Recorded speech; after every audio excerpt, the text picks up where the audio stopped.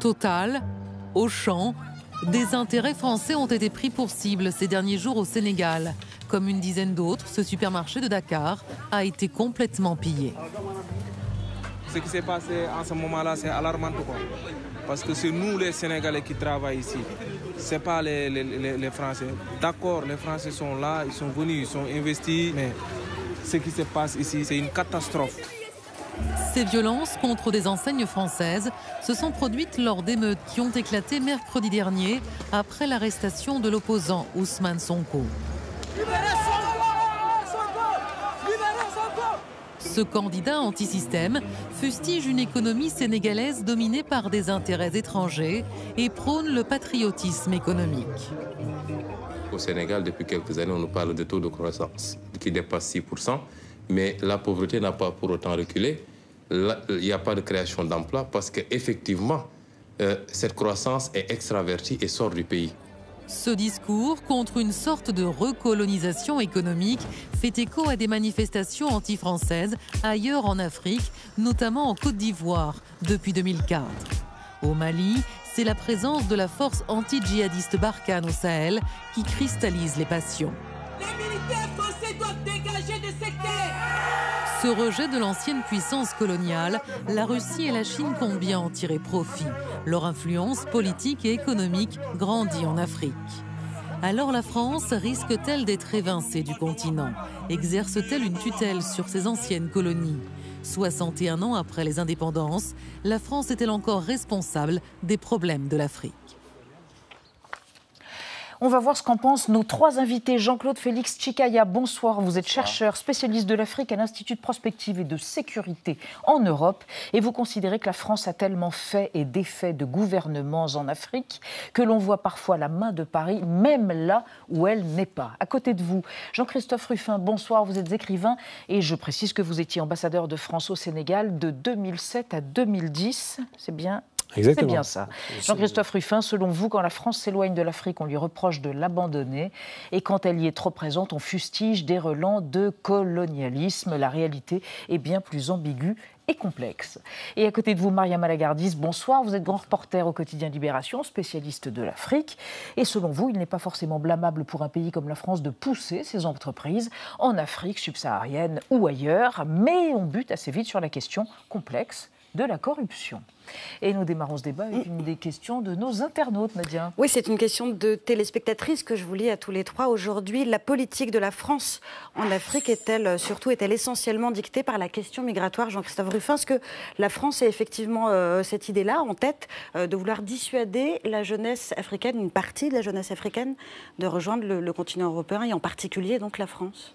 C'est certainement un des points clés parce que malheureusement, je dirais, le poids économique de l'Afrique aujourd'hui, dans le paysage d'un pays comme la France, n'est plus prédominant. C'est quelque chose de peut-être on peut le regretter, peut-être on peut s'en féliciter, mais enfin nos échanges sont quand même. Alors il y a évidemment la question du pétrole qui est à mettre à part, mais enfin sur le reste, non. Mais en revanche, la question migratoire est centrale.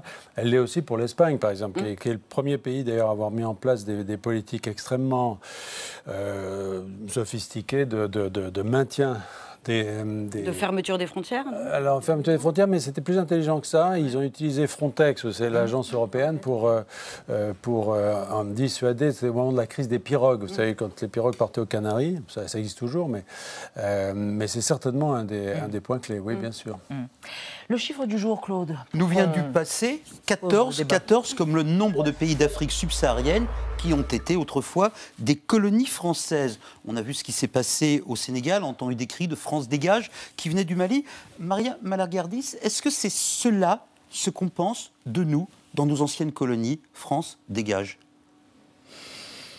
Alors, peut-être il y a des nuances selon les pays et selon l'importance de la présence française encore aujourd'hui. C'est certainement très vrai dans certains pays du Sahel, notamment au Mali, où la France est impliquée militairement avec la force Barkhane. Donc là, oui, il y a une relation assez complexe et peut-être un certain rejet qui est dû à la fois un héritage assez complexe et aussi au fait que cette opération militaire ne semble pas donner les résultats escomptés. Et qu'elle s'éternise surtout. Et qu'elle s'éternise et que le danger s'accroît. Donc, effectivement, pour les gens sur place, c'est à la fois, comment dire, la porte ouverte à tous les fantasmes, mais aussi à des questions qui sont réelles et lucides. Et puis, il y a des pays où on est quand même encore aujourd'hui perçu parfois assez à raison comme le soutien primordial de régimes illégitimes. Donc si on parle du Gabon par exemple, c'est un pays où la France avait installé le père, Omar Bongo, le fils est toujours là.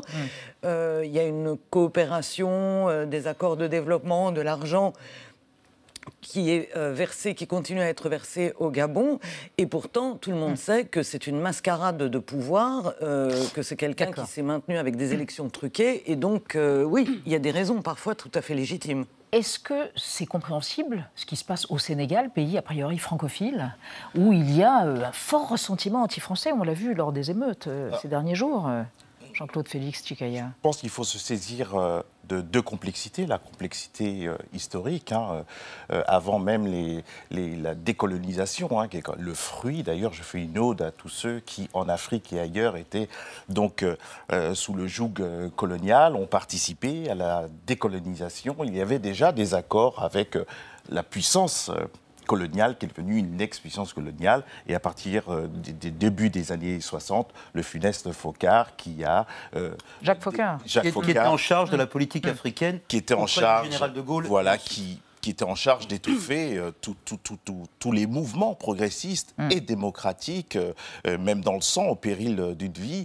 Donc cela est resté, pas seulement dans l'inconscient historique, il y a des preuves tangibles, et il reste malheureusement encore au pouvoir des personnes qui étaient là au début des années 60. M. Biya, qui est président depuis 37 ans au Cameroun, était déjà en 1962. Il était en 1962 ministre. Mais quand le Sénégal, il faut quand même voir aussi l'histoire. Même si M. Senghor est un extraordinaire écrivain que j'ai bien connu aussi sur le plan personnel. Premier président du Sénégal et condisciple du futur président du Pompidou. Certes, mais il a imposé, à l'instar de Houphouët-Boigny, aussi le parti unique. Donc les oppositions n'ont pas toujours été permises dans la vie politique. Pardonnez-moi. Il reste quand des reliquats. Je demande pardon. Oui, quand un homme politique menacé par le pouvoir, donc M. Sonko, et ses partisans s'en prennent à la France, et quand on brûle des supermarchés de marque française, est-ce que c'est au nom de l'histoire ou au nom d'une réalité quotidienne aujourd'hui? J'insiste, c'est pas la France, le français lambda qui est mis en cause. C'est bien une politique à l'égard de l'Afrique. Quand, sur le perron de l'Élysée, des Africains voient des congratulations, des étreintes, avec des personnes qui conjuguent et additionnent des mandats, qui ont des bilans effroyables, avec j'allais dire des tonnes de morts, mais des milliers de morts, plus qu'un blocage et des inégalités extraordinaires, où ils vont dire, d'une main, on a un pays extrait de manière extraordinairement riche, et d'une autre, ils font la queue dans un sommet où, malheureusement, il n'y a pas toujours des décisions qui sont le sommet en termes de traduction dans le quotidien des Africains. Donc, ça humilie et ça choque. Et ça ne choque pas que des Africains, ça choque aussi le français lambda. Comment se fait-il qu'on dise que la France-Afrique c'est terminé et on étreint des dictateurs et des personnes qui additionnent, qui changent des constitutions et qui additionnent des mandats? Votre sentiment, Jean-Claude Ruffin? La France-Afrique c'est terminé? Alors, non, c'est pas terminé, mais ça a changé de polarité. De nature. Un petit peu. C'est-à-dire qu'à l'époque de Foccart, dont on a parlé tout à l'heure, on pourrait dire qu'elle partait de France et elle allait vers l'Afrique. C'est-à-dire que la France a maintenu, après la décolonisation, une sorte de pilotage par le haut, si je puis dire, un peu comme des marionnettes, avec certains dirigeants africains, pour ne pas dire tous, en tout cas d'anciennes colonies françaises. Aujourd'hui, on a coupé un certain nombre de ces fils, ça c'est indiscutable, mais il y a une demande qui vient parfois de ces chefs d'État africains qui veulent se maintenir au pouvoir justement en essayant de garder un lien avec la France et qui se font légitimer comme ça. Parce que pour avoir une photo comme celle qui passait derrière vous tout à l'heure avec le président Macky Sall, le président Macron, je ne dis pas que c'est le cas là, mais certains sont prêts à payer très cher des intermédiaires, parce que ce n'est pas le premier souci du président Macron de recevoir, ni ce président-là, ni un autre. Mais quand il se sent menacé, eh bien évidemment, il a envie de se faire relégitimer par la France. Alors, de deux choses l'une, ou vous résistez à ça, ce que j'ai essayé de faire modestement quand j'étais en poste dans ce pays, ce que j'ai payé d'une certaine manière de mon poste d'ailleurs. C'est-à-dire qu'en disant, il ne faut pas, notre rôle n'est pas justement, il y avait des élections qui se profilaient, notre rôle n'est pas de fausser ce jeu. Mais si vous ne faites pas ça, et si vous prenez parti, ce qui est le cas d'une certaine façon, c'est ce que disait M. Félix Tsikaria, c'est que si vous prenez parti, là, évidemment, l'opposant, lui, va instrumentaliser le sentiment anti-français en disant les Français soutiennent le pouvoir, donc nous, on va... c'est ce qui est le cas avec l'opposant. C'est ce qui est arrivé. Oui. Voilà. Juste un mot pour dire, vous avez commencé en disant le Sénégal, pays francophile. Méfions-nous de ça. C'est un pays... Beaucoup de Français font l'erreur quand ils arrivent au Sénégal, et dans beaucoup d'anciennes colonies d'ailleurs, se dire ils parlent français... Francophone, donc francophile. Francophone, francophile, on est chez nous. Vous voyez, il y a un héritage commun, notamment la langue, en partie, parce qu'au Sénégal, il y a d'autres langues que le français. Le français est une des langues officielles, mais pas la seule, bien sûr, et le Wolof est celui qui est parlé quand même un peu partout dans la rue. Mais cette francophilie, il faut en démontrer, il faut la gagner, si je puis dire. Elle ne va pas de soi, parce que ce sont des anciennes colonies, ils nous aiment bien. C'est plus compliqué que ça. Évoquons avec vous, Nadia, le franc CFA, histoire du franc CFA. Oui, ça c'est un symbole évidemment très très lourd. Il est considéré souvent comme le cordon ombilical entre la France et ses anciennes colonies. Le franc CFA a été très très largement critiqué par des économistes et des chefs d'État africains ces dernières années. Alors pour rappel, le franc CFA il a été créé en décembre 1945 par la France du général de Gaulle, 15 ans donc avant les indépendances. Il est encore d'ailleurs aujourd'hui fabriqué, imprimé en France à Chamalières dans le Puy-de-Dôme. J'ajoute que sa valeur est arrimée à celle de l'euro. C'est donc une monnaie commune à 14 pays africains. Ils sont répartis sur 2 zones, 6 en Afrique centrale et 8 en Afrique de l'Ouest. Donc 2 unions monétaires qui sont bien distinctes. Et la réforme qui a été annoncée concerne donc cette dernière zone qu'on voit ici sur la carte. C'était le 21 décembre 2019 à Abidjan. Emmanuel Macron et son homologue ivoirien Alassane Ouattara avaient créé la surprise en déclarant très très solennellement la fin du franc CFA et son remplacement par l'éco. Le président français avait concédé que le franc CFA était, je cite, perçu comme un vestige de la France-Afrique, notamment par la jeunesse. Depuis cette réforme, elle patine. L'accord a été ratifié il y a quelques mois à peine, c'était à la fin du mois de décembre. Mariama Lagardis, est-ce que ça va changer quelque chose au fond d'adopter cette réforme? Est-ce qu'en changeant un symbole, on change également un système, ou est-ce que c'est plus compliqué que ça en fonction des pays notamment? Waouh, vous me posez une question vraiment d'économiste. Je dirais que ce qui est sûr, c'est que d'abord, on va voir si cette réforme elle a lieu. Pour l'instant, on en est... Ça met du temps. Oui, ça met du temps, c'est tout le temps reporté. Ce qui est sûr, c'est que le CFA est peut-être un symbole beaucoup plus évident et beaucoup plus marqué de la France-Afrique que ne le sont les magasins Auchan, qui ont peut-être été attaqués simplement parce qu'ils étaient les temples de la consommation et les symboles d'une mondialisation dont la jeunesse sénégalaise est frustrée, plus que comme des magasins représentant la France. Donc il y a une demande d'un certain nombre d'intellectuels, notamment, sur une réforme qui permettrait de briser ce lien-là. Je ne vais pas rentrer dans tous les détails de ce que ça pourrait permettre de gérer sur la réserve avec le trésor, etc. Oui, et puis de toute façon, gérer sa propre monnaie a toujours été un signe d'indépendance. De souveraineté. De souveraineté. Donc oui, c'est certainement légitime. Encore une fois, on verra si elle a lieu. Mais même les annonces de rupture, là où c'est très pervers, sont aussi dans des symboles à prendre qui peuvent être aussi assez étranges. C'est d'ailleurs le fait que Emmanuel Macron l'ait annoncé avec Alassane Ouattara. Qui est économiste, d'ailleurs, qui est économiste. Oui, mais il n'y avait pas de raison de l'annoncer spécifiquement avec lui. Ça a été perçu à un moment où il était très contesté comme aussi une forme de soutien. Donc on nage dans une succession de symboles qui font nous éloignent peut-être de l'essentiel. Claude. Jean-Claude Félix Tsikaria, il y a quelques jours, un grand patron français, Vincent Bolloré, a reconnu devant une magistrate que oui, il avait aidé le président togolais Gnassingbé à se faire élire en échange d'une concession durable sur le port de la capitale togolaise. Est-ce que c'est pas plutôt cela, la France-Afrique aujourd'hui, un chef d'État, un grand patron, plutôt que des liens d'État à État? Bien sûr, mais il y a les deux, il y a une imbrication. C'est vrai il y a bien sûr parfois le racisme n'a pas l'âge de personne. Il y a malheureusement des personnes en Afrique qui dérivent peut-être avec l'exaspération sur un racisme à l'égard de la France, mais il n'y a pas de chasse aux Français encore sur le continent africain. Monsieur Bolloré, qu'est-ce qu'il dit ? Et d'autres grands patrons français peuvent le dire aussi.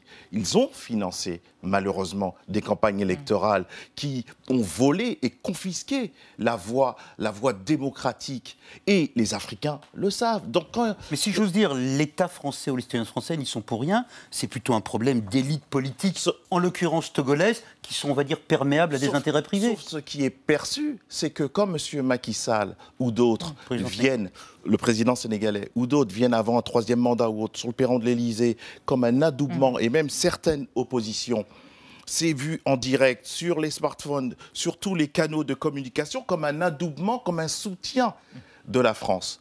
Et c'est la France politique. Donc c'est bien les prismes et les paradigmes de la France politique, toutes confondues, c'est-à-dire la classe politique de droite et de gauche, qui doit changer à l'égard des Africains et à l'égard des gouvernants qui ne sont pas légitimes pour beaucoup, parce que malheureusement, ils traînent, c'est un peu des présidents qu'on pourrait dire Tefal, qui traînent des casseroles, qui font du bruit de manière extraordinaire, et malheureusement battent en brèche des destins et des vies. Et il faut bien se dire, par exemple pour le Sénégal, 55% des Sénégalais ont moins de 20 ans. Et protestent pour beaucoup. Alors justement, on reste à propos de ces présidents Tefal, comme vous dites. Thibault Nolte va s'intéresser à travers le rayon X à Macky Sall, président du Sénégal, qui brigue, alors que c'est anticonstitutionnel, un troisième mandat. Voici le rayon X. Bonjour docteur, j'ai mal ici et là. Une petite déprime passagère, c'est tout. Évidemment, je fais du sport. Mon cher Macky Sall, j'ai vos radios sous les yeux, c'est cornélien. Vous êtes président du Sénégal, élu en 2012, réélu en 2019, mais aux prises avec une grondante révolte populaire, aux accents anticolonialistes qui ciblent notamment les intérêts français. Vos accointances avec Paris ne sont pas secrètes. Étudiant, vous avez fréquenté l'Institut français du pétrole. Aujourd'hui, vous signez des contrats tricolores à tire-larigot, réseau, train, autoroute, supermarché. Et on vous taxe de préfet de Macron. C'est une coopération dynamique, fructueuse, positive, décomplexée, bâtie sur des relations anciennes, mais qui regardent vers l'avenir. Un avenir radieux. Vous êtes d'ailleurs le premier président africain en exercice à avoir été invité d'honneur du MEDEF. Vous, le gars de la campagne, fils d'un manœuvre et d'une marchande de cacahuètes, qui avait fricoté avec les maoïstes, milité au PS, admiré Mao, désormais à tu et à toi avec l'hyper-patron Geoffroy Roux de Bézieux. Fantastique. Il m'a offert un vieux pins 1 million d'emplois. Il m'a dit « Macky, ça porte bonheur ». Vous étiez introverti, quasi taiseux. Macky, c'est sujet-verbe-complément, rarement sujet-verbe-compliment, se moquait-on. Mais sous cette aura de plancton mort se cachait un garçon déterminé, patient, futur Premier ministre, fidèle d'Abdoulaye Wade, votre prédécesseur. Il vous lâchera, vous le corrigerez dans les urnes, il vous insultera copieusement. Mais vous êtes maintenant un poids lourd, avec 4x4, grosse villa et ambition pour un troisième mandat. Bien sûr, qui d'autre pourrait être invité d'honneur du MEDEF ? Mais un député anti-système, patriote, militant contre l'implantation française au Sénégal et rival pour la présidentielle de 2024, vous soupçonne de vouloir l'embastiller à l'irrégulière. Le président n'y est pour rien ? C'est clair. Je crois que j'ai suffisamment de choses à faire que de comploter pour des choses aussi basses. Mon cher Macky, parmi les choses à faire, il y a choisir son animal préféré. Coq ou lion. Merci Thibault Nolte. Dernière question, Claude. Pour vous, Jean-Christophe Rufin, le diplomate, au-delà du rejet de la France d'une partie de l'opinion, il y a une menace de concurrents très précis, la Turquie, la Russie, la Chine. Est-ce qu'à terme, la présence française en Afrique est encore viable face à de tels concurrents ? Ce n'est pas une menace, il ne faut pas le voir comme tel. Moi, je expliquais toujours aux entreprises françaises qu'on n'était pas en terrain conquis et que si on voulait garder la première place, on le pouvait à condition d'être les meilleurs. C'est-à-dire qu'on a eu longtemps l'habitude d'être les seuls. Bon, maintenant, il y en a d'autres. Et ces autres... Quand la Russie protège le président centrafricain, Ça fait une Russe-Afrique qui ressemble à ce que nous faisions autrefois. Mais c'est pour ça que tout à l'heure, quand vous parliez de Vincent Bolloré et du port, mais Dubaï aussi a acheté des ports. C'est-à-dire qu'on est dans un monde concurrentiel et au fond, il faut voir l'attitude de ces industriels, de ces grands patrons, comme l'effet de cette concurrence. C'est-à-dire que l'Afrique n'est plus, elle n'a jamais d'ailleurs été, hors de l'histoire, pardon pour les références, mais elle est au cœur de la mondialisation et tout le monde aujourd'hui investit en Afrique. Alors, si on veut continuer à être là, et on peut tout à fait, il faut faire un effort. Mais est-ce que la démocratie et les droits humains ne sont pas les dommages collatéraux quand il y a autant de compétition et puis de pots de vin parce on est habitué, on a été habitué à ce que les marchés s'ouvrent lorsque nous avions le contrôle politique de ces pays. Finalement, on tenait le pouvoir politique et donc on avait les marchés. Aujourd'hui, il faut s'habituer à être dans un monde concurrentiel, c'est-à-dire où le pouvoir politique n'est pas forcément lié à la France de quelque manière que ce soit et où on essaie de jouer notre carte face à d'autres investisseurs étrangers. Une conclusion, Jean-Claude Félix Tukaïa ? Une conclusion, la France a une chance extraordinaire, à contrario, c'est de changer de politique à l'égard des Africains, parce que bien sûr, la Chine et d'autres concurrents, on rebat les cartes sur le plan géopolitique, qui eux n'ont pas de scrupules sur la violation des droits humains. Donc s'il y a un bouleversement d'attitude à l'égard des Africains, donc des présidents qui additionnent les mandats, je pense que ce sera une action qui sera reçue avec grande gratitude, mais pas une gratitude au sens la main tendue, mais une vision politique. Merci à tous les trois d'avoir participé à ce débat.